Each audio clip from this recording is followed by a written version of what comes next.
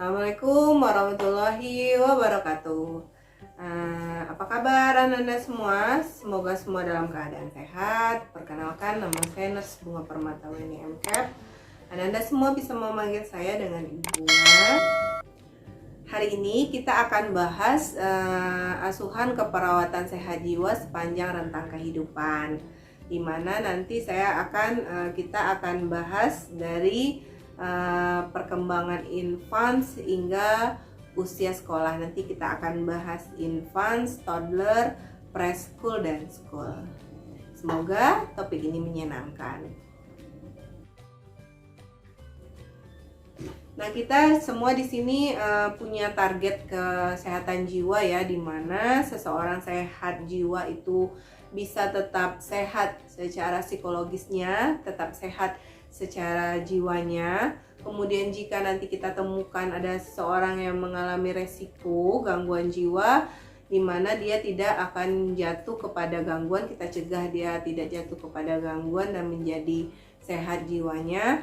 Kemudian yang misalnya pasien-pasien atau nanti kita ketemu dengan seseorang yang gangguan jiwa, di mana nantinya target kita akan menjadikan pasien tersebut mandiri dan produktif.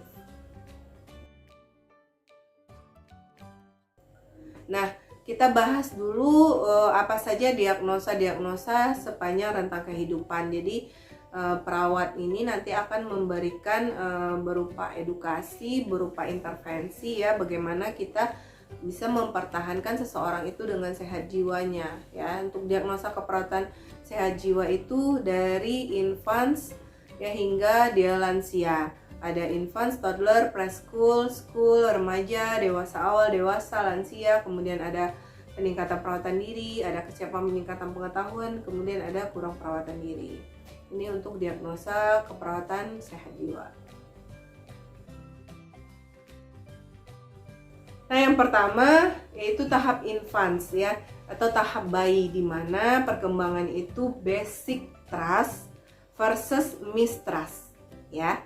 Adapun pengertiannya berupa tahap perkembangan bayi usianya 0 hingga 18 bulan, di mana pada usia ini bayi belajar terhadap kepercayaan dan ketidakpercayaan. Jadi masa di mana bayi ini merasa percaya dan tidak percaya gitu. Masa ini merupakan krisis pertama yang dihadapi oleh bayi. Jadi bayi itu ada krisis percaya tidak percayanya ya. Nah, di mana kita bisa tahu karakteristik perilaku dari bayi atau infants kita ini normal atau tidak? Nah, berikut karakteristik normal dari seorang usia perkembangan bayi. Yang pertama, bayi itu menangis ketika ditinggal oleh ibunya, kemudian menangis saat basah, lapar, haus, dingin, panas, dan sakit. Kemudian menolak atau menangis saat digendong oleh orang yang tidak dikenal. Jadi jangan nantinya perawat semua atau mahasiswa semua ini bilang nanti bayinya nggak normal nih, padahal dalam karakteristik normal seseorang bayi ini akan menangis atau timbul perasaan tidak percayanya kepada orang yang tidak dikenalnya, sehingga dia responnya berupa menangis gitu saat digendong sama orang yang tidak dikenalnya. Itu normal ya, karakteristiknya normal. Kemudian segera terdiam saat digendong atau dipeluk atau disusui oleh ibunya.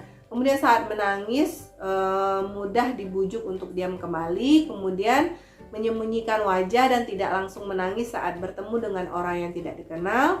Kemudian mendengar musik atau bernyanyi dengan senang. Kemudian menoleh ketika sumber suara saat namanya dipanggil. Misalnya dipanggil nih nama bayinya Arsyad, Arsyad. Kemudian langsung si bayi Arsyad ini menoleh terhadap suara yang memanggil namanya. Nah, itu normal gitu ya. Kemudian saat diajak bermain memperlihatkan wajah yang senang. Kemudian tadi bayi Arsyad Anda bawa untuk main, kemudian dia memperlihatkan respon senang. Itu normal ya. Kemudian saat diberikan mainan, meraih mainan atau mendorong atau membantingnya. Jadi bayi tersebut tertarik akan mainan yang kita berikan. Kemudian jangan aneh nanti saat bayi mendorong atau membanting mainan tersebut. Nah, itu masih karakteristik normal pada usia bayi. Kemudian kita bisa tegakkan diagnosa keperawatannya, kesiapan peningkatan perkembangan usia infans.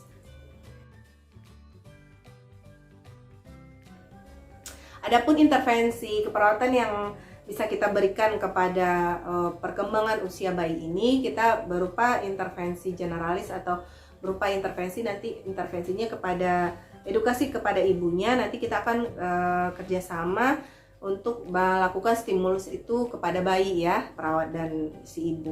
Yang pertama, segera menggendong atau memeluk atau membuai bayi saat bayi menangis.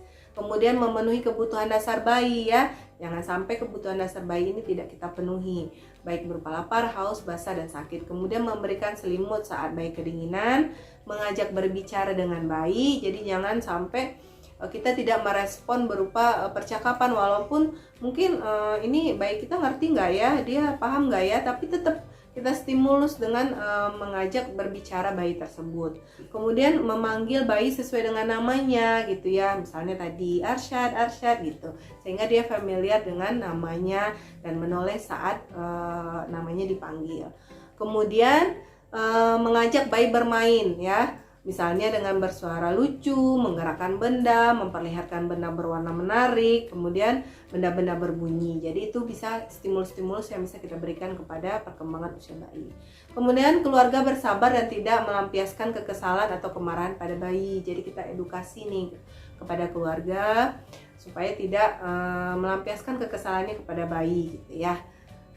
Kemudian segera membawa bayi kepada pusat pelayanan kesehatan bila bayi mengalami masalah kesehatan atau sakit. Nah, yang kedua di tahap perkembangan usia sehat yang akan kita bahas yaitu usia toddler. Di mana usia toddler ini istilahnya ada otonomi versus rasa malu gitu ya. Adapun pengertian usia toddler ini tahap perkembangan anak usia 1,5 tahun hingga 3 tahun, di mana pada usia ini anak akan belajar mengerjakan segala sesuatu yang berkaitan dengan kebutuhan secara mandiri atau otonomi.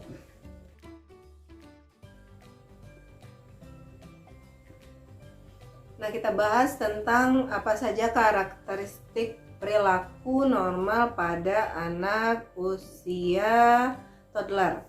Yang pertama, anak mengenal namanya sendiri. Nah, misalnya kita tanya, siapa namanya? Nama saya Alena misalnya. Jadi itu yang normal. Kemudian anak bertanya segala hal yang baru atau asing menurutnya. Misalnya, ini apa mama? Ini apa papa? Misalnya gitu ya.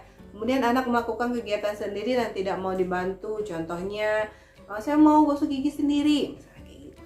Kemudian anak sering mengatakan tidak atau jangan.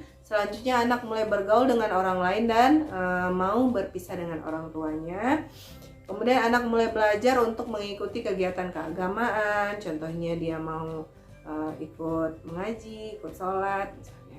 Kemudian rasa malu terjadi jika anak secara jelas menyadari dirinya sendiri karena pemaparan negatif. Contohnya malu misalnya nampak auratnya, misalnya kalau dipakein baju yang pendek misalnya seperti itu ya.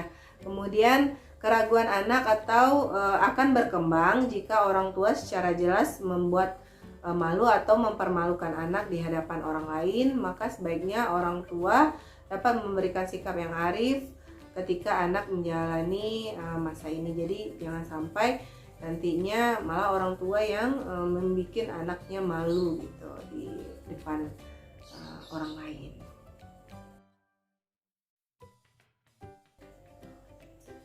Adapun diagnosanya yang bisa kita tegakkan yaitu kesiapan peningkatan perkembangan usia toddler.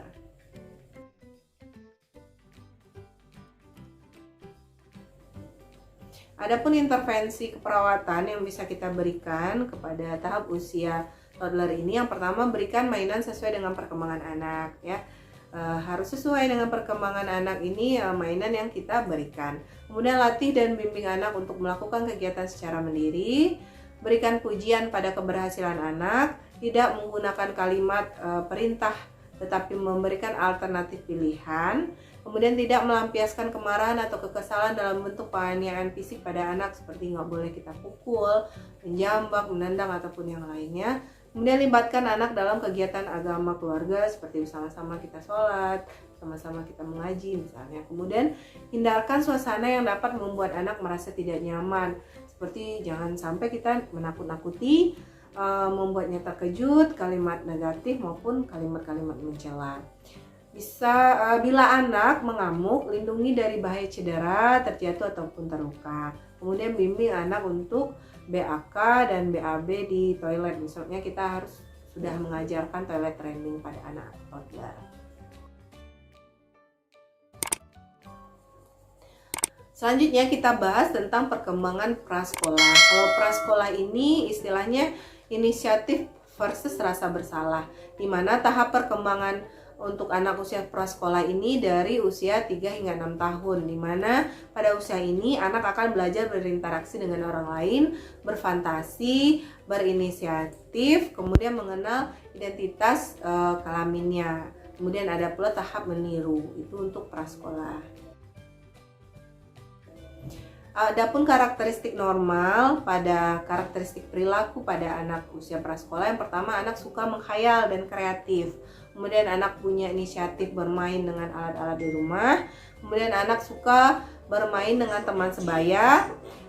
Anak mudah berpisah dengan orang tua. Anak mengerti mana yang benar dan yang salah. Kemudian anak belajar merangkai kata dan kalimat. Anak mengenal berbagai warna. Jadi anak untuk usia prasekolah ini udah mengenal warnanya ya. Kemudian anak membantu melakukan pekerjaan rumah tangga sederhana di rumah, contohnya bisa membantu untuk mengangkat benda atau membersihkan rumah, membersihkan kotoran debu atau seperti apa. Kemudian anak mengenal jenis kelaminnya, jadi dia sudah tahu dia ini perempuan atau laki-laki untuk anak-anak dalam usia prasekolah ini.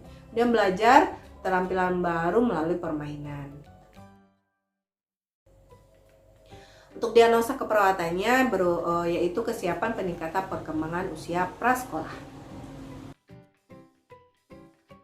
Adapun intervensi atau tindakan yang keperawatan yang bisa kita lakukan pada anak usia sekolah, yang pertama mempertahankan pemenuhan kebutuhan fisiknya yang optimal, mengembangkan keterampilan motorik kasar dan halus, mengembangkan keterampilan bahasanya, mengembangkan keterampilan adaptasi psikososial, pembentukan identitas dan peran sesuai dengan jenis kelamin, mengembangkan kecerdasannya, mengembangkan nilai-nilai norma, kemudian meningkatkan peran serta keluarga dalam meningkatkan pertumbuhan perkembangan pada usia prasekolah ini.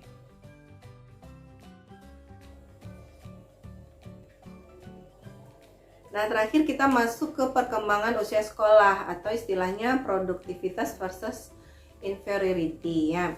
Apa itu perkembangan usia sekolah? Apa itu perkembangan usia sekolah? Tahap perkembangan anak usia 6 hingga 12 tahun. Di mana pada usia ini anak akan belajar memiliki kemampuan bekerja dan mendapat keterampilan dewasa, belajar menguasai dan menyesuaikan tugasnya, produktif belajar, kenikmatan dalam berkompetensi kerja, dan merasa bangga dalam keberhasilan melakukan sesuatu yang baik ya. Bisa membedakan sesuatu yang baik atau yang tidak, dan dampak melakukan hal yang baik atau tidak tersebut. Nah, ini yang dialami oleh perkembangan usia sekolah. Adapun karakteristik normal pada perkembangan usia sekolah, yang pertama mampu menyelesaikan tugas dari sekolah atau rumah. Yang kedua, mempunyai rasa bersaing, misalnya ingin lebih pandai dari teman, meraih juara yang pertama misalnya. Kemudian terlibat dalam kegiatan kelompok. Mulai mengerti nilai mata uang dan satuannya, kemudian mampu menyelesaikan pekerjaan rumah tangga sederhana, misalnya merapikan tempat tidur, menyapu dan lain-lain. Kemudian memiliki hobi tertentu, misalnya anaknya nanti hobinya sepeda, membaca buku, menggambar, bermain bola atau yang lainnya.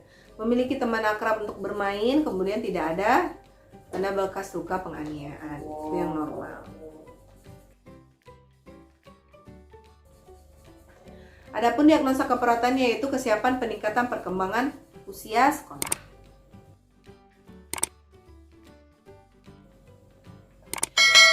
Tujuan kita memberikan intervensi mempertahankan pemenuhan kebutuhan fisik yang optimal,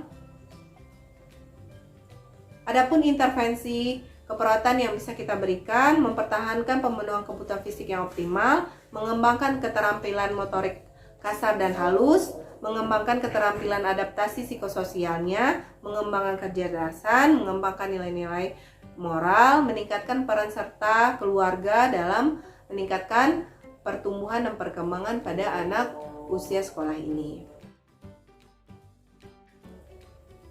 Nah, mungkin itu dari saya penjelasan terkait bagaimana kita memberikan asuhan keperawatan sepanjang rentang kehidupan dari usia bayi hingga usia sekolah, ya. Semoga informasi yang saya berikan bermanfaat dan semoga informasi ini menarik. Mohon maaf jika ada kesalahan. Saya tutup. Assalamualaikum warahmatullahi wabarakatuh.